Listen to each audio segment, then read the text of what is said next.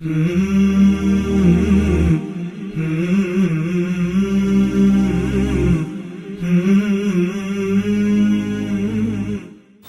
علیکم ورحمۃ اللہ وبرکاتہ۔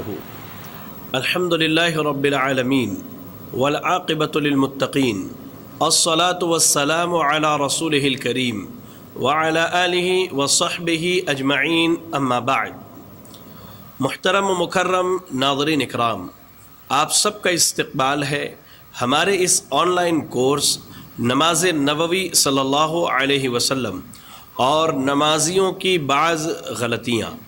الحمدللہ ابھی تک ہم نے آپ کو مکمل 5 ایپیسوڈز میں نماز اور نماز کے متعلق بہت ساری باتیں دلائل کی روشنی میں پیش کی، اور اللہ کے فضل سے 5ویں ایپیسوڈ میں آپ کے سامنے نماز کا مکمل طریقہ اللہ نے جیسی توفیق دی بیان کرنے کی کوشش کی گئی، اور آج اس 6 ایپیسوڈ میں آپ کے سامنے نمازیوں سے ہونے والی بعض غلطیوں کا تذکرہ کیا جائے گا، اور اس کے بعد مزید ہم ایک ایپیسوڈ زیادہ لیں گے جس میں نماز نبوی صلی اللہ علیہ وسلم پریکٹیکل کے طور پر پڑھ کر کے آپ کو دکھلایا جائے گا۔ اللہ تعالی ہم سب کو حق کہنے، حق سننے اور حق پر عمل کرنے کی توفیق عطا فرمائے، آمین۔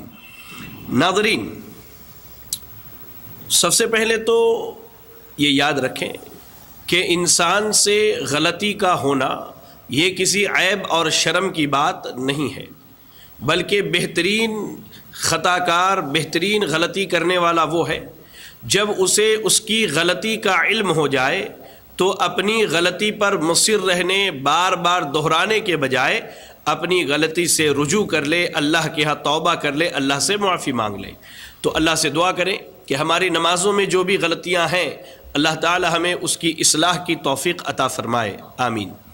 ناظرین، سب سے پہلے میں آپ کے سامنے نماز سے پہلے طہارت میں ہم سے ہونے والی بعض غلطیوں کا تذکرہ کروں گا، تاکہ نماز کے متعلق جب باتیں کی جائیں تو یہ ساری چیزیں ہمارے ذہن میں ہوں۔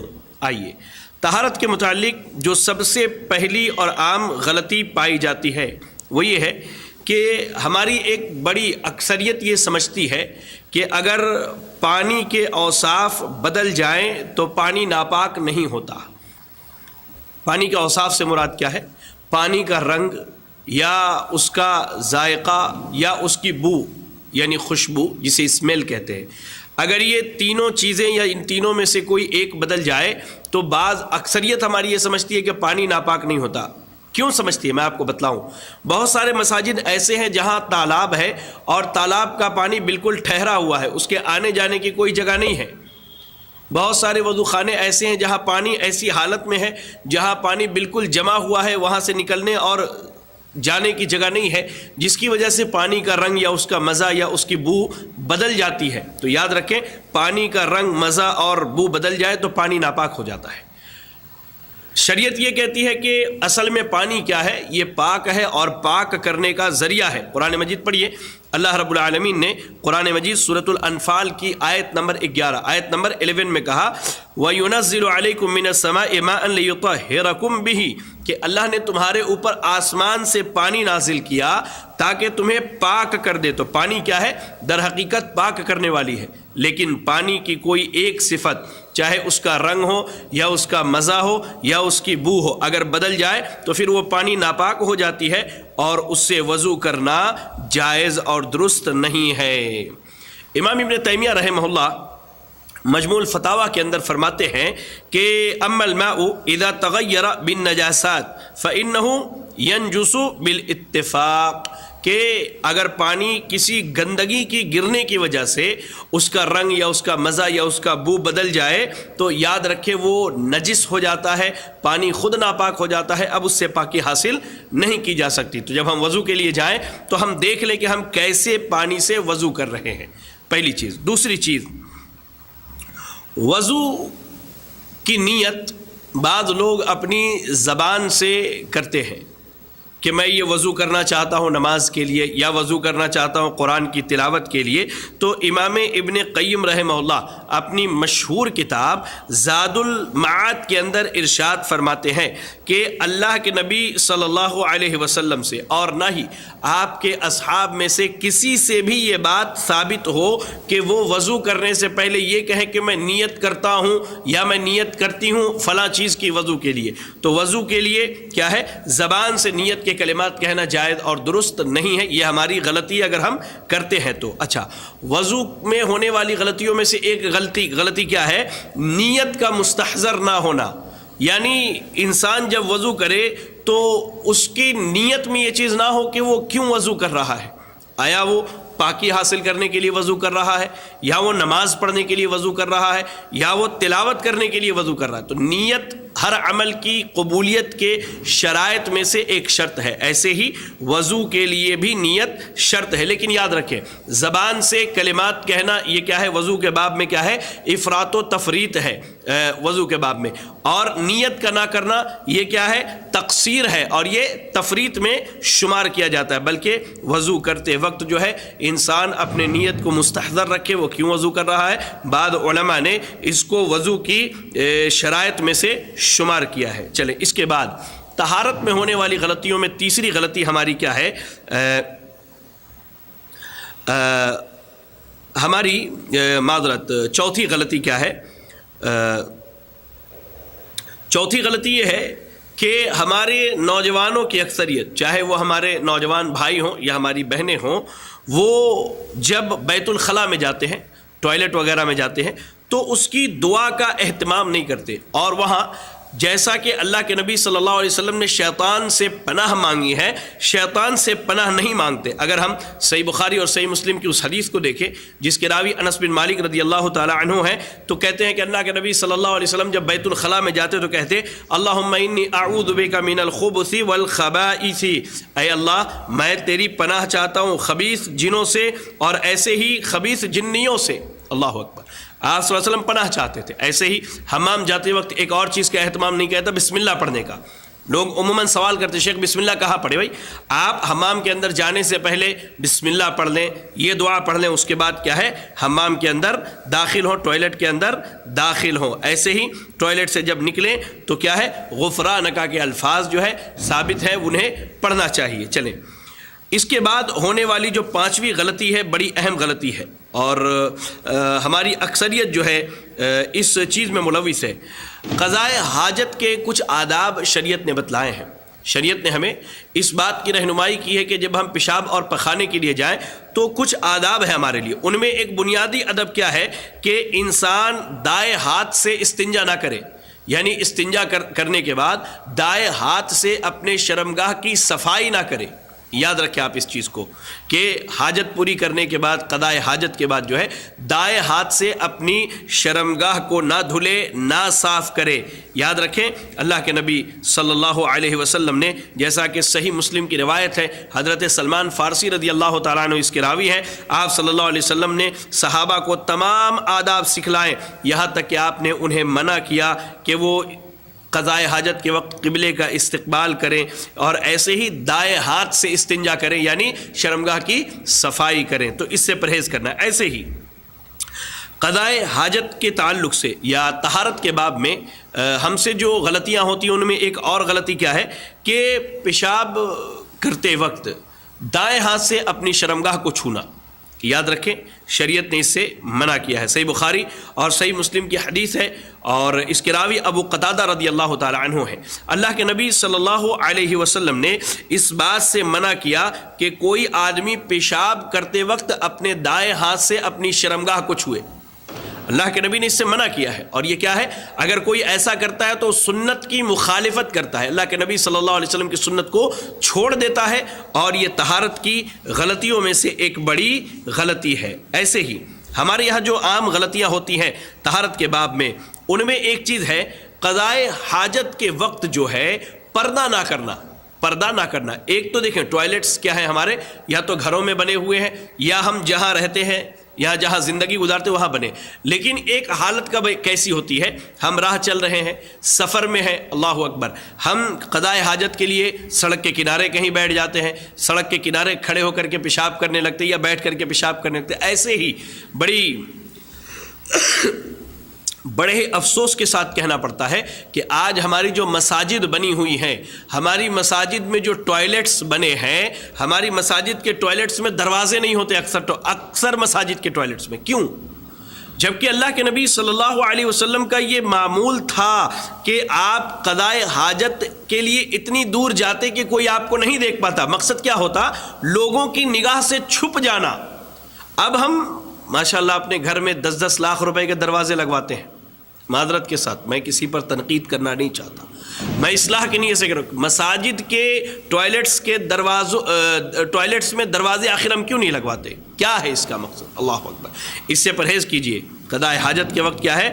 پردہ نہ کرنا، یہ ہماری بہت بڑی غلطی ہے. ایسے ہی طہارت کے باب میں ایک غلطی ہماری کیا ہے کہ ہم پیشاب کے چھینٹوں سے نہیں بچتے ہیں، چاہے وہ ہمارے مرد ہوں یا ہماری خواتین ہوں. یاد رکھیں قضائے حاجت کے باب میں جو مخالفتیں ہوتی ہیں شریعت کی، ان میں یہ سب سے بڑی مخالفت ہے کہ انسان پیشاب کے چھینٹوں سے نہ بچے. اور یاد رکھیں پیشاب کے چھینٹوں سے نہ بچنا در حقیقت عذاب قبر تک پہنچانے کا ایک ذریعہ ہے. آپ وہ صحیح بخاری اور صحیح مسلم کی روایت کو یاد کریں جس کے راوی عبداللہ ابن عباس رضی اللہ تعالیٰ عنہما ہے. کہتے اللہ کے نبی صلی اللہ علیہ وسلم مدینے کی کسی دیوار کے پاس سے گزر رہے تھے یا مکے کے، تو آپ نے 2 انسانوں کی آواز سنی اور آپ نے کہا کہ ان دونوں کو ان کی قبر میں عذاب ہو رہا ہے، حالانکہ انہیں جن گناہوں کی وجہ سے عذاب ہو رہا ہے وہ اس سے بچ سکتے تھے. ایک کیا تھا؟ کان لا یستنزہ او لا یستتر. الفاظ یہی ہیں کہ وہ کیا ہے؟ پیشاب کے چھینٹے سے بچتا نہیں تھا. وہ اما الاخر کان یمشی بالنمیمہ، اور دوسرا کیا ہے؟ چغل خوری کیا کرتا تھا. تو پیشاب کے چھینٹوں سے نہ بچنا یہ قضائے حاجت اور طہارت کے باب میں ہونے والی مخالفات میں سے ایک بڑی مخالفت ہے. ایسے ہی ہم کہیں نہانے کے لیے نکلتے ہیں تو طہارت کے باب میں دیکھیے ہونے والی مخالفت میں سے اور غلطیوں میں سے ایک یہ ہے کہ کسی تالاب کا پانی ٹھہرا ہوا ہے اور ہم اس میں نہانے کے لیے گئے، یا ہم اس میں کیا ہے جا کر کے پیشاب کر دیتے ہیں یا پخانہ کرتے ہیں، اپنی حاجت وہاں پوری کرتے ہیں. تو یاد رکھیں صحیح بخاری صحیح مسلم کی روایت ہے، ابو ہریرہ رضی اللہ تعالیٰ عنہ اس کے راوی ہیں، اللہ کے نبی صلی اللہ علیہ وسلم نے ٹھہرے ہوئے پانی میں، ایسے پانی میں جو بہتا ہوا نہ ہو، وہاں قضائے حاجت کرنے یا پیشاب پخانہ کرنے سے منع کیا ہے. اور پھر آدمی اس میں پیشاب بھی کرے اور اس کے بعد اس میں غسل بھی کر لے، پیشاب بھی کرے اور اس میں غسل بھی کر لے. اللہ کے نبی صلی اللہ علیہ وسلم نے اسے منع کیا ہے. چلیں ایسے ہی قضائے حاجت کے باب میں یا طہارت کے باب میں ہم سے ہونے والی غلطیوں میں ایک غلطی یہ ہے کہ ہم راہ چلتے ہوئے راستے کے کنارے یا لوگ جہاں چھاؤں میں بیٹھتے ہیں وہاں اپنی حاجت پوری کرتے. خاص کر کے یہ چیز دیہاتوں میں پائی جاتی ہے اور شہروں میں بھی اس چیز کا آج کل وجود ہے. لہذا یاد رکھیں صحیح مسلم کی روایت ہے، اللہ کے نبی صلی اللہ علیہ وسلم نے کہا کہ 2 لعنت والی چیزوں سے بچو، ایسی 2 چیزوں سے بچو جن کا تم نے ارتکاب کر لیا تو تمہارے اوپر اللہ اور اس کے رسول کی لعنت ہے. ان میں پہلی چیز کیا ہے؟ راستے میں پیشاب پخانہ کرنا یا ایسی جگہ پیشاب و پخانہ کرنا جہاں پر لوگ بیٹھتے ہوں. چلیں ایسے ہی طہارت کے باب میں ہم سے جو غلطیاں ہوتی ہیں ان میں ایک غلطی کیا ہے؟ استنجا کے لیے یا وضو کے لیے بہت زیادہ پانی خرچ کرنا ہے اسراف کے ساتھ. اللہ نے سورۃ الاعراف آیت نمبر 31 میں کہا وَلَا تُسْرِفُوا إِنَّهُ لَا يُحِبُّ الْمُسْرِفِينَ کہ لوگوں اسراف نہ کرو کیونکہ اللہ تعالیٰ نے تمہیں اسراف کرنے سے منع کیا ہے. اور یاد رکھیں کہ اہل علم اس چیز کو بالکل ناپسند کرتے ہیں. علماء ہمارے اس چیز کو اور ہمارے اسلاف اس چیز کو سخت ناپسند کرتے ہیں کہ انسان اسراف سے کام لے وضو کرنے میں یا قضائے حاجت میں. اللہ کے نبی صلی اللہ علیہ وسلم نے اس چیز سے ہمیں منع کیا ہے. ایسے ہی ایک چیز یہ ہے کہ ہمارے یہاں طہارت کے باب میں جو غلطیاں پائی جاتی ہیں ان میں ایک غلطی یہ ہے کہ جب ہم وضو کرنے کے لیے بیٹھتے ہیں تو جو مسنون چیز ہے بسم اللہ پڑھنا، جیسا کہ اس سے پہلے کے ایپیسوڈ میں آپ کے سامنے یہ بات رکھی جا چکی ہے وضو کے باب میں، تو بسم اللہ پڑھ کے شروع کریں۔ امام شقیری رحمہ اللہ کی ایک کتاب ہے السنن والمبتدعات، آپ اپنی کتاب کے اندر ذکر کرتے ہیں کہ بہت سارے لوگوں کو یہ دیکھا گیا کہ وہ وضو کے ہر اعضاء کو دھلتے وقت ایک دعا پڑھتے ہیں، ہر اعضاء کو دھلتے وقت کوئی نہ کوئی دعا پڑھتے ہیں، ٹھیک ہے؟ لہذا آپ کہتے ہیں کہ جتنے بھی اذکار اعضائے وضو کو دھلتے وقت پڑھی جاتی ہیں یا پڑھے جاتے ہیں، ان میں سے ایک بھی اللہ کے نبی صلی اللہ علیہ وسلم سے ثابت نہیں، بلکہ یہ سب کیا ہے؟ نبی صلی اللہ علیہ وسلم پر جھوٹ ہے، اور آپ صلی اللہ علیہ وسلم نے نہ ایسی کوئی بات کہی ہے، نہ اپنی امت کو سکھلایا ہے، نہ آپ نے اپنی امت کو سکھلایا ہے۔ لہذا وضو کرنے سے پہلے بسم اللہ پڑھیں، اور وضو کے بعد کی جو دعا آپ کو اس سے پہلے بتلائی گئی ہے اس دعا کو پڑھیں، انشاءاللہ آپ کے لیے کافی ہے۔ چلیں، وضو کے باب میں ہم سے ہونے والی غلطیوں میں ایک اہم غلطی کیا ہے کہ بغیر کسی شرعی عذر کے وضو کے ارکان میں سے کسی رکن کو چھوڑ دینا۔ اب آپ کہیں گے کہ شیخ کیسے کوئی کسی رکن کو چھوڑتا ہے؟ تو میں اپنی بہنوں کی اصلاح کرنا چاہتا ہوں۔ جب ہماری بہنیں بہت مہنگا میک اپ کر لیتی ہیں یا سجاوٹ کر لیتی ہیں، اس کے بعد نماز کا وقت آ جاتا ہے تو بعض لوگ یہاں تک بھی فتویٰ دے دیتے ہیں کہ کچھ نہیں، چہرہ دھلنا ہے تو ہاتھ بھگا کر کے آہستہ سے اپنے چہرے پر مل لو، کافی ہے تمہارے لیے۔ اللہ کی پناہ، یہ چیزیں کیا ہے؟ جان بوجھ کر کے ارکان کو چھوڑنا ہے، اور اس کے وجہ سے ہمارا وضو بھی نہیں ہوتا، اور اس وضو کے بعد پڑھی گئی نماز وہ بھی اللہ کے یہاں قبول نہیں ہوتی ہے۔ اس لیے آپ جو بھی کریں، سجاوٹ کریں، سنگار کریں، اپنے محارم جو آپ کے جو محرم ہیں ان کے سامنے کریں، لیکن نماز کے بعد کریں، وضو کرنے کے بعد کریں، تاکہ آپ کو نماز پڑھنے میں کوئی دقت نہ ہو۔ اب عذر شرعی کیا ہے؟ اب ایک آدمی کے چہرے میں بہت ایسا زخم ہے جس پر پانی لگانا مناسب نہیں، یا کسی کا ہاتھ ٹوٹا ہوا ہے جسے بالکل دھونا مناسب نہیں ہے، جس پر بینڈیج وغیرہ لگے ہوئے، تو اس صورت میں آپ اس پر مسح کر لیجئے، لیکن جان بوجھ کر کے کسی رکن کو چھوڑ دینا یہ جائز اور درست نہیں ہے، یہ ہماری بہت بڑی غلطی ہے۔ چلیں، بہت سارے بھائی انگوٹھی پہننے کے عادی ہوتے ہیں یا گھڑی پہننے کے عادی ہوتے ہیں، لیکن جب وہ وضو کرتے ہیں تو وضو کرتے وقت کیا ہے؟ اپنی گھڑی کو آگے پیچھے نہیں کرتے تاکہ پانی وہاں تک چلا جائے، ایسا نہ ہو کہ ہم وضو کر لیں اور جہاں ہم نے گھڑی باندھی ہے وہ حصہ خشک رہ جائے، یا انگوٹھی ہم نے پہنی اس کو ہلاتے نہیں، اس کو حرکت نہیں دیتے ہیں۔ اس صورت میں یاد رکھیں کہ ہم وضو کر لیں تو انگوٹھی کے نیچے کا حصہ اگر سوکھا ہوا رہ گیا ویسے ہی باقی، تو ہم گنہگار ہیں، اور وہ حصہ کیا ہے؟ آگ میں جلنے کے لیے کافی ہے، میں سمجھتا ہوں، اس لیے اس سے پرہیز کرنا چاہیے۔ اچھا، بہت سارے لوگ وضو میں جو غلطیاں کرتے ہیں ان میں ایک چیز کیا ہے؟ وضو کرنے کے بعد گردن کا مسح کرتے ہیں۔ وضو کے باب میں نے یہ بات آپ کو پچھلے ایپیسوڈ میں بتلا دیا ہے، پھر آپ کو میں کہہ دوں کہ اللہ کے نبی صلی اللہ علیہ وسلم سے اس باب میں کچھ بھی صحیح ثابت نہیں ہے، کچھ بھی صحیح ثابت نہیں ہے۔ ہاں، بعض روایتیں ملتی ہیں، جیسے ایک روایت ہے کہ مسح رکبت امان من الغل، کہ کاندھے کا مسح کر لینا یا گردن کا مسح کر لینا جو ہے، یہ کیا ہے؟ انسان کے اللہ تعالیٰ رحم فرمائے، یہ انسان کے خائن ہونے سے امانت کا ضامن ہے، یعنی انسان خیانت کرنے والا نہیں ہوگا، مال غنیمت میں خیانت کرنے والا نہیں ہوگا۔ تو یاد رکھیں، اس طرح کی جو روایتیں بیان کی جاتی ہیں، تو یہ ساری روایتیں جو ہے یہ ان میں راویوں کے مجہول ہونے کی وجہ سے علماء نے ان کو قبول نہیں کیا ہے، بلکہ امام ابن قیم رحمہ اللہ کہتے ہیں کہ اللہ کے نبی صلی اللہ علیہ وسلم سے کاندھے کے یا گردن کے مسح کے تعلق سے کوئی بھی چیز صحیح سند سے ثابت نہیں ہے۔ چلیں، وضو میں ہونے والی غلطیوں میں ایک بنیادی غلطی ہماری کیا ہے کہ ہم جب پانی لیتے ہیں تو ہم کیا کرتے ہیں؟ ہاتھ دھلتے ہیں تو بہت سارے بھائیوں کی کہنی جو ہے وہ سوکھی ہوئی رہ جاتی ہے، یا ان کے پیر کے بعض حصے، پیر کے پچھلے حصے جو ہے وہ سوکھے ہوئے رہ جاتے ہیں۔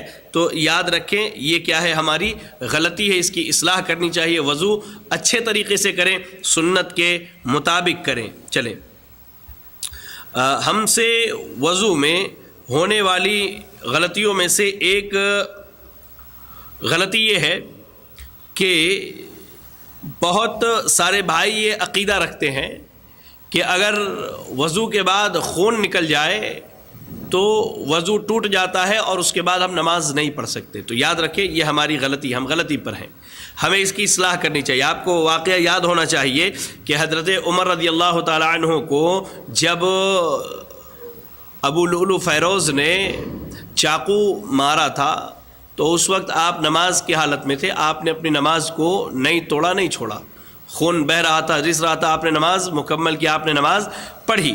تو یہ صحیح بخاری کی روایت ہے، امام بخاری رحمہ اللہ نے اس کو تعلیقاً ذکر کیا ہے. تو یاد رکھیں خون کے نکلنے سے کیا ہے وضو نہیں ٹوٹتا. اور حسن بصری رحمہ اللہ کہتے ہیں کہ مسلمان یعنی اہل اسلام جو ہے وہ ان کے جسم پر زخم بھی ہوتے تھے، اس سے خون بھی بہتا تھا، اس کے باوجود وہ نمازیں پڑھا کرتے تھے. ٹھیک ہے، تو یاد رکھیں اس چیز کو. اس میں ایک اور اہم مسئلہ ہے کہ اگر بہت ساری ہماری بہنوں کا یہ کہنا ہوتا ہے، وہ عموماً سوال کرتی کہ شیخ میرا بچہ یا میری بچی چھوٹی ہے، اب میں نے وضو کرنے کے بعد اسے دودھ پلا دیا یا اس کے بعد جو ہے میں نے اس کی صفائی کی تو اس کی شرمگاہ پر ہاتھ پڑ گئی، تو کیا میرا وضو ٹوٹ گیا؟ تو یاد رکھے اس سے وضو نہیں ٹوٹتا ہے. اور جو حدیث ہے شرمگاہ کے پر بغیر حائل کے یعنی بغیر کسی کپڑے یا بغیر کسی حائل کے ہاتھ پڑ جائے تو وضو ٹوٹ جاتا ہے، تو انسان کے خود کے ساتھ خاصے نہ کہ بچے کے ساتھ. ٹھیک ہے، اس چیز کو آپ اپنی ذہن میں رکھیں. اگر بچوں کے ساتھ ڈائپر وغیرہ بدل لیا وضو کرنے کے بعد، ان کی صفائی کر دیا، دودھ پلا لیا، تو انشاءاللہ اس سے وضو کیا ہے نہیں ٹوٹتا ہے، اس سے وضو کیا ہے نہیں ٹوٹتا ہے. چلے اچھی بات ہے. بعض لوگوں کو ہم نے دیکھا وضو کی غلطیوں میں عموماً سردیوں میں، خاص کر کے عموماً سردیوں میں اور ایسے ہی عام دنوں میں بھی جب وہ موزے پر مسح کرتے ہیں تو شریعت کیا کہتی ہے کہ آپ کا یہ پیر ہے، آپ نے موزہ پہنا، دایاں ہاتھ بھگویا، دائیں پیر پر اس طرح سے مسح کر لیا، اور بایاں ہاتھ بھگویا اور بائیں پیر پر اس طرح سے مسح کر لیا. لیکن بعض بھائیوں کو ہم نے دیکھا آگے پیچھے دائیں بائیں چاروں طرف مسح کرتے ہیں. اس کی ضرورت نہیں، یہ آپ کی غلطی ہے، ہماری غلطی ہے اگر ہم ایسا کرتے ہیں تو اس سے ہمیں پرہیز کرنا چاہیے. صرف اوپر دائیں پیر سے دائیں ہاتھ سے دایاں پیر اور بائیں ہاتھ سے بایاں پیر پہ مسح کر لیں، یہ کافی ہے. چلے اچھی بات ہے.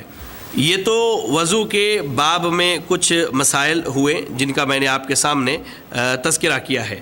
آئیے ایک اہم مسئلہ اور ہے، اور وہ مسئلہ کیا ہے کہ جمعہ کے متعلق ہمارے یہاں کچھ غلطیاں پائی جاتی ہیں.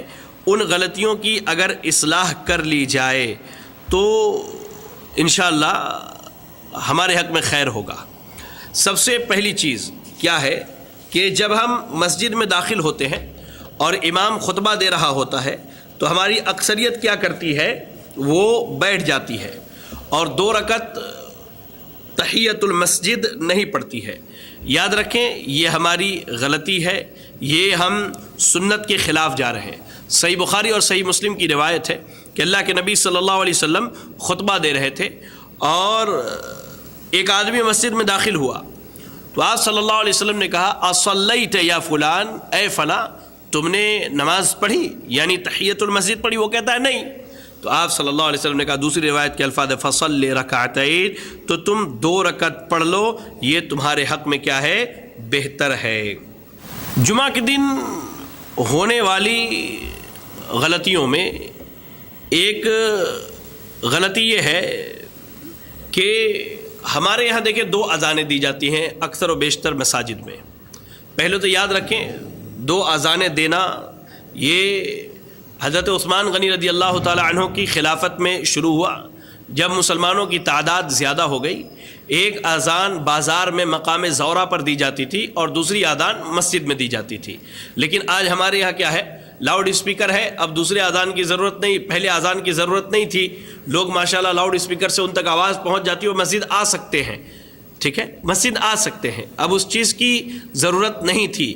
لیکن بعض لوگوں نے اس کو رکھا ہے بعض لوگوں نے. ہونا تو یہ چاہیے تھا کہ ایک اذان دی جائے اور جو لوگ 2 اذانیں دیتے دونوں اذان مسجد میں دی جاتی. حیرت کی بات یہ ہے دونوں اذان مسجد میں دی جاتی. اچھا اس میں ایک چیز کیا ہے، پہلے لوگ جو ہے پہلے اذان کے بعد جو ہے آ کر کے مسجد میں بیٹھ جاتے ہیں، خطیب صاحب تھوڑی دیر تقریر کر لیتے ہیں، پھر لوگوں کو مہلت دے دی جاتی ہے سنتیں پڑھنے کی کہ آپ 2 رکعت پڑھ لیں، 4 رکعت پڑھ لیں، 6 رکعت پڑھ لیں، جتنا پڑھنا ہے. پھر دوسری اذان دی جاتی ہے، اس کے بعد خطیب یعنی ممبر پہ چڑھتے ہیں، دوسری اذان دی جاتی ہے اس کے بعد، اور پھر خطبہ دے کر کے نماز ادا کی جاتی ہے. یہ جو طریقہ ہے یہ سنت کے خلاف ہے، سنت کے خلاف ہے. اللہ کے نبی صلی اللہ علیہ وسلم نے ایسا کچھ بھی نہیں کیا، کچھ بھی نہیں کہا، نہ آپ کے بعد حضرت ابو بکر، نہ آپ کے بعد حضرت عمر رضی اللہ تعالی عنہما نے. بہرحال ہمارے یہاں جو غلطیاں پائی جاتی ہیں ان میں ایک غلطی یہ ہے کہ امام جب خطبہ دے رہا ہوتا ہے اور اگر کوئی مسجد میں داخل ہوا، وہ کہتا ہے السلام علیکم ورحمۃ اللہ. ہم خطبہ سنتے سنتے وعلیکم السلام ورحمۃ اللہ. کوئی آدمی بغل میں چھینک دیا، وہ کہتا ہے الحمدللہ. ہم کیا کہتے ہیں؟ یرحمک اللہ. یاد رکھیں اللہ کے نبی صلی اللہ علیہ وسلم نے بڑی جامع بات کی ہے، اور آپ سے بہتر بات آپ صلی اللہ علیہ وسلم سے بہتر بات کسی کی نہیں ہو سکتی. شیخ بن باز رحمہ اللہ سے سوال کیا گیا کہ امام خطبہ دے رہا ہو اور کوئی آدمی چھینک دے تو کیا اس کا جواب دینا چاہیے؟ تو آپ کہتے نہیں، بلکہ خاموش رہنا واجب ہے، کیونکہ جمعہ کے دن خاموش رہنے کا حکم دیا. صحیح بخاری صحیح مسلم کی یہ روایت ہے کہ ابو ہریرہ رضی اللہ تعالیٰ عنہ فرماتے اللہ کے نبی صلی اللہ علیہ وسلم نے کہا کہ اگر تمہارا بھائی کچھ بول رہا ہے جمعہ کے خطبے کے دوران اور تم نے کہہ دیا کہ خاموش ہو جاؤ، تو تم نے لغو کیا، یعنی تمہارے جمعہ کا اجر اور ثواب ضائع ہو گیا. تو کیسے یہ ممکن ہے کہ کسی کے سلام کا اور کسی کے چھینک کا جواب دیا جائے؟ اس لیے کبھی بھی ایسا نہ کریں. اچھا، ہمارے یہاں جمعہ کے دن ہونے والی غلطیوں میں ایک بڑی غلطی یہ ہے کہ خطیب جو ہے بغیر کسی حاجت اور ضرورت کے بیٹھ کر کے خطبہ دے. اللہ کے نبی صلی اللہ علیہ وسلم کا یہ معمول تھا کہ آپ صلی اللہ علیہ وسلم، جیسا کہ صحیح مسلم کی روایت ہے، عبداللہ ابن عمر رضی اللہ تعالیٰ عنہما اس کے راوی ہیں، آپ کھڑے ہو کر کے خطبہ دیتے تھے، پھر بیٹھتے، پھر کھڑے ہوتے، یعنی 2 خطبے ہوتے تھے آپ کے، 2 خطبے ہوتے تھے کھڑے ہو کر کے. یاد رکھیں، تو بیٹھ کر کے خطبہ دینا بغیر کسی حاجت اور ضرورت کے یہ جائز نہیں ہے. ایسے ہی جمعہ کے دن جمعہ کا خاص اہتمام نہ کرنا یہ ہماری بہت بڑی غلطی ہے، اور عموماً میں اپنے خطبوں میں کہا کرتا ہوں اس چیز کو کہ ہم مسلمانوں کے لیے اللہ نے جمعہ کا دن جو ہے عید کا دن بنایا ہے، تو اس دن سویرے غسل کر لیں، مسواک کریں، خوشبو لگائیں، اچھا کپڑا زیب تن کریں، اور اللہ رب العالمین کی مسجد میں آ کر کے وہاں اللہ کی رضامندی کے لیے جمعہ میں سویرے آئے، بیٹھیں، خطبہ سنیں، نماز ادا کریں. اس پر جو جتنی جلدی آئے اس پر شریعت نے کچھ اجر و ثواب مرتب کیے ہیں، ہم اس کے حقدار ہو سکتے ہیں. لیکن ہماری اکثریت کیا ہے؟ اس چیز سے غافل ہے اور اس سے دور ہے. یہ ہماری بہت بڑی غلطی ہے. ایسے ہی جمعہ میں ہونے والی غلطیوں میں ایک غلطی یہ ہے کہ ہم ایک تو دیر سے آتے ہیں، ماشاءاللہ خطبہ ختم ہونے والا ہے تب ہم پہنچتے ہیں. پہنچنے کے بعد کیا کرتے ہیں؟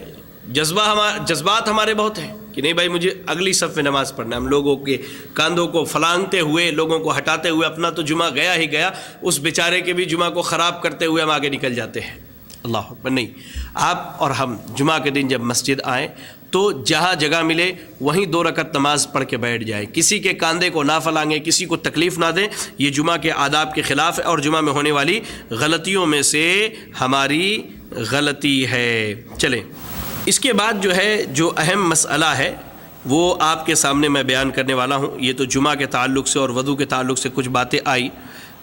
اب نماز میں ہونے والی غلطیاں، یہ بڑا اہم مسئلہ ہے اور اسے آپ ذرا دھیان سے سنیں اور ہو سکے تو اپنے پاس آپ لکھ کر کے رکھ لیجئے تاکہ ہماری اور آپ کی اصلاح ہو جائے. اللہ ہم سب کی اصلاح فرمائے، آمین. سب سے پہلی غلطی نماز میں ہونے والی، جان بوجھ کر کے نماز کے وقت کو ضائع کر کے نماز پڑھنا. اور یہ خصوصاً عموماً تو یہ مرد عورت سب کے ہاں یہ غلطی پائی جاتی ہے، لیکن میں نے دیکھا خصوصاً جو ہے ہماری خواتین جو اپنے گھروں میں زندگی گزارتی ہیں، یہ ہماری خواتین کے ہاں پائی جاتی ہے. بھائی آپ کھانا بنا رہی ہیں، اذان ہو گئی، نماز کا وقت چلا گیا، اب ظہر کی نماز کتنے بجے ہم پڑھتے ہیں؟ اچھا پڑھ لیں گے کھانا کھانے کے بعد 3:30 بجے ظہر کی نماز پڑھتے ہیں، جب عصر کی نماز کا وقت شروع ہو جاتا ہے۔ عصر بھی ویسے ہی، مغرب بھی ویسے ہی، عشاء بھی ویسے ہی۔ اللہ اکبر۔ نمازوں کو دیر کر کے تاخیر سے پڑھنا یہ نمازیوں کی غلطیوں میں بہت بڑی غلطی ہے، بہت بڑی غلطی ہے۔ کیوں؟ قرآن مجید میں آپ تلاوت کیجئے، اللہ رب العالمین نے کیا کہا؟ فویل للمصلین الذین هم عن صلاتهم ساہون۔ ہلاکت ہے ان نمازیوں کے لیے جو اپنی نمازوں کو تاخیر سے پڑھتے ہیں۔ ویل ہے، ویل جہنم کی ایک وادی کا نام ہے، اور ایک مقام پر تو قرآن میں اللہ نے یہ کہا فخلف من بعدهم خلف اضاعوا الصلاة واتبعوا الشهوات فسوف يلقون غیا، کہ بعد میں کچھ لوگ ایسے آئے جنہوں نے نمازوں کو ضائع کر دیا۔ تو مفسرین کہتے ہیں نمازوں کو ضائع کر دیا یعنی ان کے اوقات سے انہیں ٹال کر کے پڑھا، واتبعوا الشہوات، اور انہوں نے اپنے نفسانی خواہشات کی اتباع کی، ان قریب یہ جہنم میں غی میں ڈالے جائیں گے۔ علامہ البانی رحمہ اللہ کہتے ہیں کہ جو آدمی جان بوجھ کر کے نماز کو ٹال دے یہاں تک کہ اس کا وقت چلا جائے جان بوجھ کر کے، تو ایسے شخص کو نہ قضا کرنی ہے نہ کفارہ دینا ہے، الا ان یتوب الی اللہ ویستغفرہ ذلک لعظم جرمہ۔ آپ کہتے ہیں کہ اللہ اکبر، آپ کہتے ہیں کہ اس نے اتنا عظیم جرم کیا ہے کہ اب یہ توبہ سے ہی معاف ہو سکتا ہے۔ اب وہ جب تک توبہ کر کے معافی نہ مانگ لے تب تک اسے معافی ملنے والی ہے۔ اور توبہ کے شرائط میں کیا ہے کہ انسان اس گناہ کو دوبارہ نہ کرے۔ آپ نے کہا اتنا عظیم اس کا جرم ہے، اتنا عظیم جرم ہے، لہذا ہمیں کیا ہے نمازوں کو ان کے وقت سے تاخیر کر کے نہیں پڑھنا چاہیے، اول وقت میں پڑھ لیں۔ اچھا، بغیر کسی سبب کے ممنوع اوقات میں نماز کا پڑھنا یہ ہماری غلطی ہے۔ بغیر کسی سبب کے، میرے جملے کو یاد رکھیے گا، بغیر کسی سبب کے ممنوع اوقات میں نماز پڑھنا۔ جن اوقات میں نماز نہیں پڑھنی ہے وہ کتنے ہیں؟ 5 ہیں۔ ایک، صبح کی نماز کے بعد یہاں تک کہ سورج طلوع ہو جائے۔ اچھا، سورج کے طلوع ہونے کے بعد یہاں تک کہ سورج اچھی طرح سے آسمان میں ایک نیزے کے برابر جو ہے اوپر نہ چڑھ جائے، روشن نہ ہو جائے۔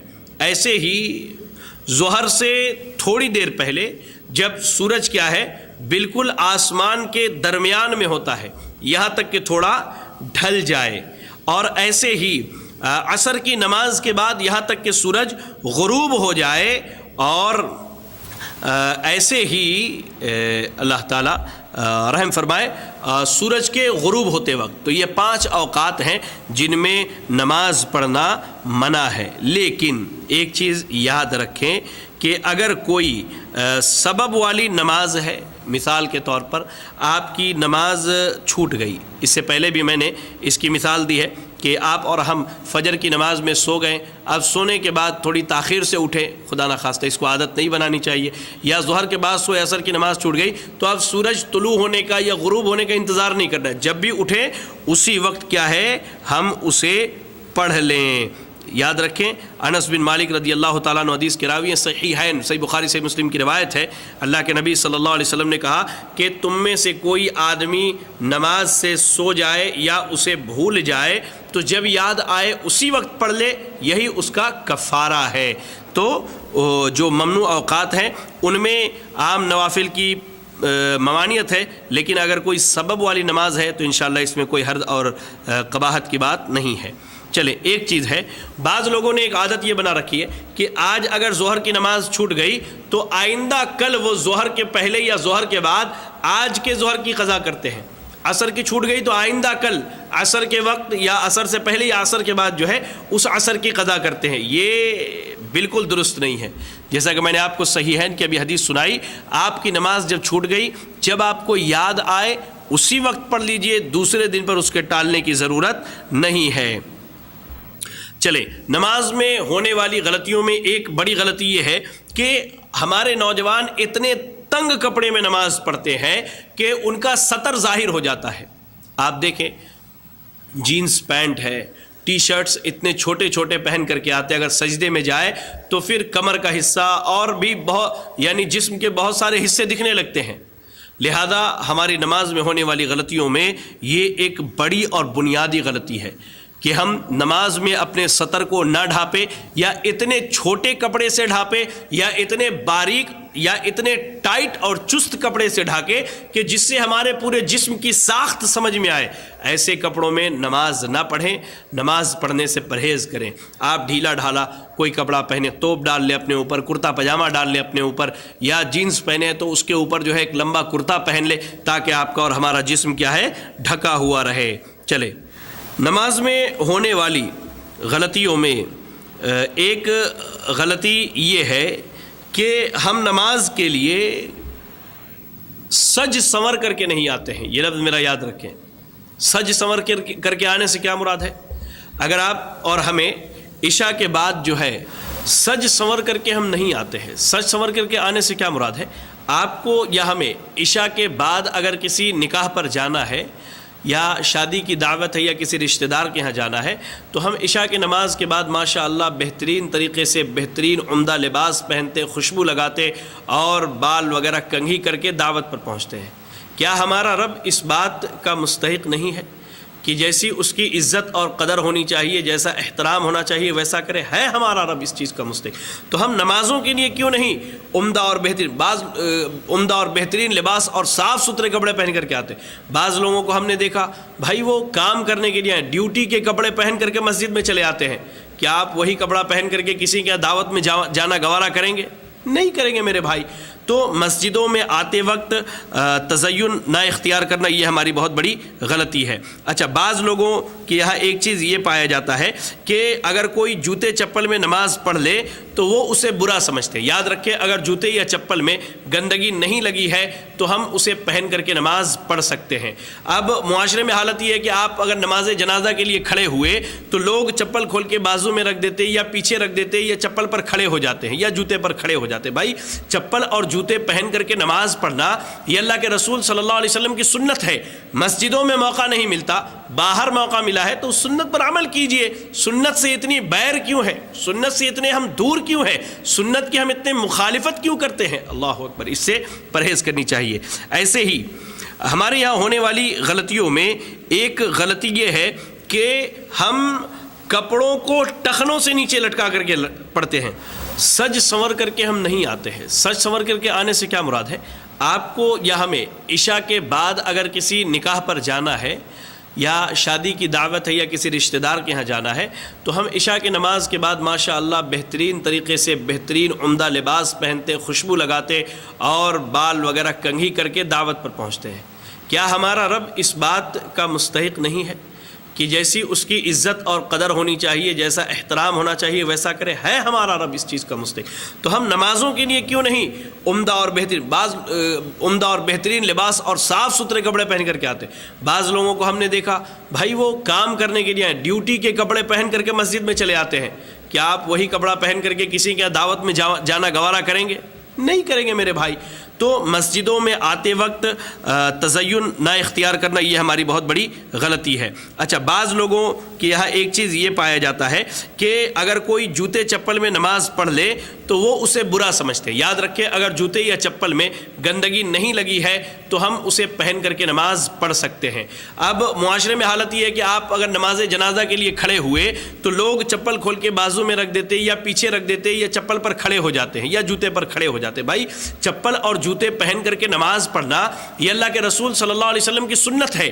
مسجدوں میں موقع نہیں ملتا، باہر موقع ملا ہے تو اس سنت پر عمل کیجئے۔ سنت سے اتنی بیر کیوں ہے؟ سنت سے اتنے ہم دور کیوں ہیں؟ سنت کی ہم اتنے مخالفت کیوں کرتے ہیں؟ اللہ اکبر، اس سے پرہیز کرنی چاہیے۔ ایسے ہی ہمارے یہاں ہونے والی غلطیوں میں ایک غلطی یہ ہے کہ ہم کپڑوں کو ٹخنوں سے نیچے لٹکا کر کے پڑھتے ہیں کہ سری نمازوں میں مصلی کیا ہے، نیت باندھنے کے بعد اگر تلاوت بھی کرتے ہیں تو بالکل ایسا کہ گویا کہ زبان میں اور چہرے میں اور داڑھی میں کوئی حرکت نہیں، من ہی من میں پڑھتے ہیں۔ نہیں، یہ سنت کے خلاف ہے۔ اللہ کے نبی صلی اللہ علیہ وسلم جب تلاوت کیا کرتے تھے تو صحابہ آپ کے داڑھی اور آپ کے منہ کی حرکت سے سمجھ جاتے کہ آپ پڑھتے ہیں۔ لہذا سنت یہی ہے کہ نماز میں جب ہم آہستہ پڑھیں سری نمازوں میں تو کم از کم ہمارے زبان میں اور داڑھی میں حرکت ہو جائے۔ مثال کے طور پر ایسے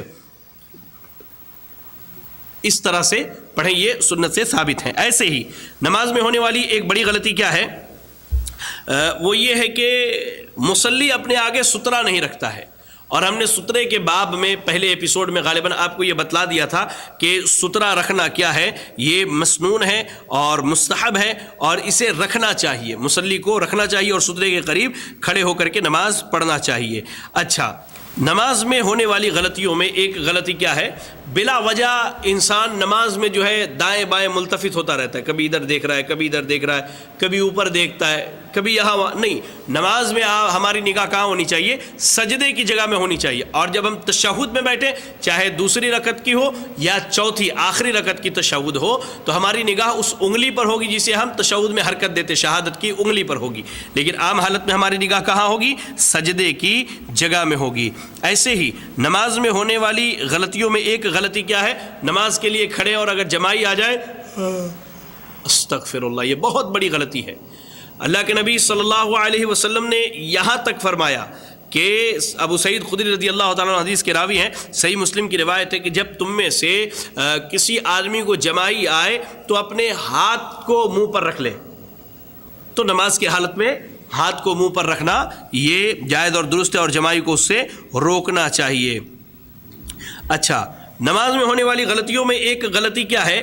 بہت سارے لوگ یہ سمجھتے ہیں جیسے امام نے پہلی رکعت میں مثال کے طور پہ سورہ آل عمران کی تلاوت کر لی، اور دوسری رکعت میں اس نے سورہ نساء پڑھ لیا، تو بعض لوگ سمجھتے ہیں کہ نماز ہی نہیں ہوتی۔ نہیں میرے بھائی، یہ بالکل غلط ہے۔ نماز میں قرآن کی ترتیب ہونا یہ کوئی ضروری نہیں ہے۔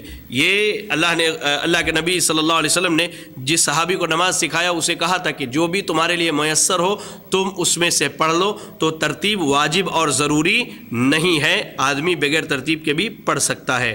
امام جب سجدے میں جائے تو اس وقت کیا ہے، وہ اللہ اکبر کہہ کے سجدے میں جاتے ہیں اور اللہ اکبر کہہ کے سجدے سے اٹھتے ہیں۔ ہماری اکثریت کیا ہے، وہ بس امام کو سجدے میں جاتے ہوئے دیکھا، دھڑام سے ہم بھی سجدے میں چلے گئے، دھڑام سے ہم بھی کیا ہے، سجدے میں چلے گئے۔ یہ ہماری غلطی ہے۔ ہم تکبیر اللہ اکبر کہہ کے ہی سجدے میں جائیں اور اللہ اکبر کہہ کے ہی سجدے سے اٹھیں۔ ایسے ہی نماز میں ہونے والی ایک بڑی غلطی کیا ہے؟ بسا اوقات ہم دیکھتے ہیں اکیلے نماز پڑھی ہے امام کے پیچھے، پہلی رکعت میں تلاوت چھوٹی ہوتی ہے لیکن دوسری رکعت کی تلاوت بڑی لمبی ہوتی ہے، تو یاد رکھیں ہمیشہ پہلی رکعت کی تلاوت لمبی ہوگی، دوسری رکعت کی تلاوت جو ہے وہ اس سے کم ہوگی۔ اچھا، نماز میں ہونے والی غلطیوں میں ایک بڑی غلطی کیا ہے کہ ہم صفوں کی اصلاح نہیں کرتے ہیں، صفوں کو سیدھی نہیں کرتے۔ ہمیں اس سے پرہیز کرنا چاہیے، ہمیں اس سے کیا ہے، پرہیز کرنا چاہیے۔ پہلے صفوں کو سیدھی کریں، اس کے بعد جو ہے نماز ہم پڑھیں۔ ہماری نماز میں ہونے والی غلطیوں میں ایک بڑی غلطی کیا ہے، اللہ اکبر، کہ ہم رکوع اور سجدے اور نماز کے تمام ارکان بسا اوقات امام کے ساتھ ساتھ کرتے ہیں یا پھر امام سے پہلے کر لیتے ہیں۔ ہماری ذمہ داری کیا ہے؟ امام اس لیے بنایا گیا ہے کہ اس کی اتباع کی جائے، لہذا جب ہم نماز پڑھیں تو ہم امام کی اتباع کریں، اور ہم کیا کریں؟ اللہ اکبر، جب امام اس ارکان کو یا اس واجب کو ادا کر لے اس کے بعد ہی ہم اس رکن اور اس واجب کو ادا کریں۔ اچھا، بعض لوگ جو ہے جب امام تلاوت کرتے ہیں، امام جب تلاوت کرتے تو تلاوت میں جیسے ایک آیت گزرتے بلا الیس اللہ باحکم الحاکمین، تو بعض لوگ کہتے بلا وانا ذلک من الشاہدین۔ امام جب تلاوت کرتا ہے تو بعض لوگ صدق اللہ العظیم کے الفاظ کہتے ہیں، جب امام سبح اسم ربک الاعلی کہتا ہے تو ہم کہتے ہیں سبحان ربی الاعلی۔ تو اس طرح کے جو کلمات کہے جاتے ہیں آیات کے جواب میں، یہ ہماری غلطی ہے، اس سے پرہیز کرنا چاہیے۔ صحیح سند سے اس پر کچھ بھی ثابت نہیں ہے، اور بعض علماء کہتے ہیں کہ اگر صحیح سند سے ثابت بھی ہے، مان لیتے تھوڑی دیر کے لیے، تو وہ نماز کے باہر ہے نہ کہ نماز میں، نماز کے باہر ہے نہ کہ نماز میں، لیکن نماز میں اس سے پرہیز کرنا چاہیے۔ ایسے ہی نماز میں ہونے والی غلطیوں میں ایک غلطی یہ ہے کہ مصلی جب نماز کے لیے کھڑے ہوتے ہیں تو دائیں طرف سے صف لگاتے ہیں، نہیں، امام کے پیچھے سے صف لگائی جائے، اس کے بعد دائیں بائیں آپ جہاں کھڑا ہونا چاہیں کھڑے ہو جائے، امام کے پیچھے سے، امام جہاں کھڑا اس کے ٹھیک پیچھے سے، پہلے دائیں طرف سے کھڑے ہوتے ہوئے کبھی نہیں آنا چاہیے۔ نماز میں ہونے والی غلطیوں میں ایک چیز کیا ہے، رکوع اور سجود میں ہم سے بہت بڑی غلطی ہے۔ رکوع میں کیا ہے، ہم ہاتھ کو سکوڑ لیتے، بہت زیادہ جھک جاتے، جبکہ اللہ کے نبی صلی اللہ علیہ وسلم کا معمول یہ تھا کہ آپ گھٹنے پر ہاتھ رکھتے اور ہاتھ کو ایک دم سیدھا ٹائٹ رکھتے تھے، اور سجدے میں جب آپ جاتے تو انشاءاللہ پریکٹیکل میں آپ کو یہ چیز دکھلائی جائے گی، پھر بھی آپ کو بتلا دیتا ہوں کہ آپ جب سجدہ کرتے تو آپ کے یہ پہلو، یہ ہاتھ جو ہے یہ نہ آپ کے ران کو سٹ لگتے اور نہ ہی زمین پر ایسے ٹکے ہوئے رہتے تھے، یہ اور یہ نہ زمین پر اور نہ ہی ران کو لگتے تھے۔ جیسے آپ دیکھیں گھروں میں ہماری خواتین نماز پڑھتی ہیں تو وہ کیا کرتی ہیں، بالکل زمین پر ایسا لگتا ہے کہ جیسے سو کر کے سجدہ کر رہی ہیں، ایسا جائز اور درست نہیں ہے ان کے لیے، ہماری بہت بڑی غلطی ہے۔ اللہ کے نبی صلی اللہ علیہ وسلم نے مردوں اور عورتوں کو ایک ہی نماز اور ایک ہی طریقہ سکھلایا ہے، الگ سے طریقہ ایجاد کر لینا اپنے لیے یہ جائز اور درست نہیں ہے، ٹھیک ہے۔ اچھا، نماز میں ہونے والی غلطیوں میں ایک غلطی یہ ہے کہ ہم دو سجدوں کے درمیان بیٹھ کر کے دعائیں نہیں پڑھتے، بس اللہ اکبر سجدے میں گئے، سجدے سے اٹھے فوراً پھر اللہ اکبر یا رب، یہ سنت کی مخالفت ہے۔ نماز اطمینان سے پڑھنا چاہیے، اور نماز جو ہے اطمینان سے پڑھنا چاہیے۔ ایسے ہی انہی غلطیوں میں ایک غلطی کیا ہے، جب ایک رکعت مکمل ہو گئی تو ہم سیدھے کھڑے ہو جاتے، نہیں، اللہ کے نبی صلی اللہ علیہ وسلم دوسرے سجدے سے اٹھنے کے بعد بھی مختصر بیٹھتے تھے، اتنا کہ تمام اعضاء اپنی جگہ پر آ جائیں، اس کے بعد آپ صلی اللہ علیہ وسلم اٹھا کرتے تھے، لہذا اس چیز کی بھی ضرورت ہے۔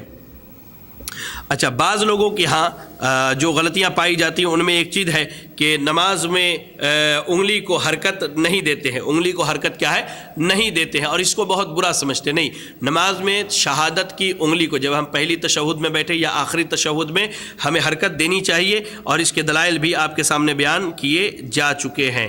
اچھا، ہونے والی غلطیوں میں ایک غلطی کیا ہے کہ ہر فرض نماز کے بعد ہم اجتماعی دعا کے قائل ہیں، جبکہ سنت سے یہ چیز ثابت نہیں ہے۔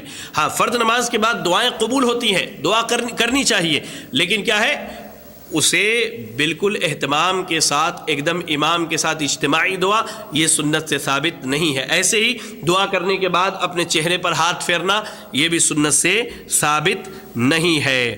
چلیں، نماز میں ہونے والی غلطیوں میں ایک بڑی غلطی یہ ہے کہ بہت سارے بھائی جو ہیں جب امام تلاوت کرتے ہیں، سورۃ الفاتحہ پڑھ لیا، امام نے، مقتدی نے بھی پڑھ لیا، اس کے بعد انہیں کچھ یاد نہیں ہے تو مسلسل سورۃ الفاتحہ پڑھتے رہتے ہیں، اللہ اکبر، نہیں، یہ کیا ہے، بہت بڑی غلطی ہے، اس سے پرہیز کرنا چاہیے، ٹھیک ہے، اس سے کیا ہے، پرہیز کرنا چاہیے۔ ایسے ہی نماز کے بعد ایک ہونے والی غلطیوں میں غلطی کیا، ہم نماز جیسے ختم کرتے بازو والوں سے مصافحہ کرنا شروع کر دیتے ہیں، یہ سنت سے ثابت نہیں۔ امام ابن تیمیہ رحمہ اللہ کہتے ہیں کہ موجودہ دور کے بدعات میں سے ایک بدعت کیا ہے، نماز کے فوراً بعد ایک دوسرے سے مصافحہ کرنا۔ ایسے ہی نماز میں ہونے والی غلطیوں میں، نماز کے بعد ہونے والی غلطیوں میں ایک بڑی غلطی کیا ہے کہ ہم نماز کے بعد کے جو اذکار ہیں ان اذکار کو ہم نہیں پڑھتے ہیں، ان اذکار کو ہم نہیں پڑھتے ہیں، بلکہ ایسے ہی چھوڑ کر کے نماز ختم ہوئی فوراً نکل جاتے ہیں۔ میں بار بار کہتا ہوں، پھر کہتا ہوں، ایسا لگتا ہے گویا کہ اللہ تعالیٰ سے بھی بڑھ کر کے ہمارے تعلقات مسجد کے باہر جمے ہوئے اور بنے ہوئے ہیں، لہذا اس سے پرہیز کرنا چاہیے۔ نماز کے بعد جو ہے الحمدللہ بیٹھ کر کے اپنی جگہ پر جو ہے مکمل اذکار پڑھیں، اس کے بعد جائیں۔ اس کے بعد جو ہے نماز میں ہونے والی غلطیوں میں ایک غلطی کیا ہے، ہم اگر سفر پر جاتے ہیں تو ہم نماز مکمل پڑھتے ہیں، جبکہ سنت یہ ہے اللہ کے نبی صلی اللہ علیہ وسلم کہ آپ نے قصر کیا ہے۔ بعض لوگ نہیں، ہم مکمل پڑھ لیں تو کیا ہوگا، اگر پڑھ ہی لیتے، میرے بھائی کچھ نہیں ہوگا، لیکن سب سے بڑی بات کیا ہوگی، اللہ کے نبی صلی اللہ علیہ وسلم کی سنت کی مخالفت ہوگی، بلکہ آپ صلی اللہ علیہ وسلم سے ایک مرتبہ بھی ایسا ثابت نہیں ہے کہ آپ نے سفر کی نماز مکمل پڑھی ہو، بلکہ آپ نے قصر کے ساتھ نماز کو ادا کیا ہے۔ لہذا یاد رکھیں کہ یہ کچھ غلطیاں تھیں جو میں یہاں میرے ذہن میں تھی اور یہاں میں نے لکھا تھا، آپ کو بتلا دیا۔ اگر اس کے علاوہ کوئی بات رہ گئی ہے تو انشاءاللہ جب آخری ایپیسوڈ ہوگا ہمارا، یعنی جہاں میں آن لائن آ کر کے آپ کے سوالات کے جوابات دوں گا، تو آپ وہاں انشاءاللہ سوال کو رکھ سکتے ہیں۔ اللہ سے دعا ہے کہ اللہ تعالیٰ مجھے، آپ کو اور تمام مسلمانوں کو نمازوں کا پابند بنائے اور نماز میں ہونے والی غلطیوں سے ہمیں محفوظ رہنے کی توفیق عطا فرمائے۔ آمین وآخر دعوانا ان الحمد للہ رب العالمین۔ جزاکم اللہ خیرا۔ السلام علیکم ورحمۃ اللہ وبرکاتہ۔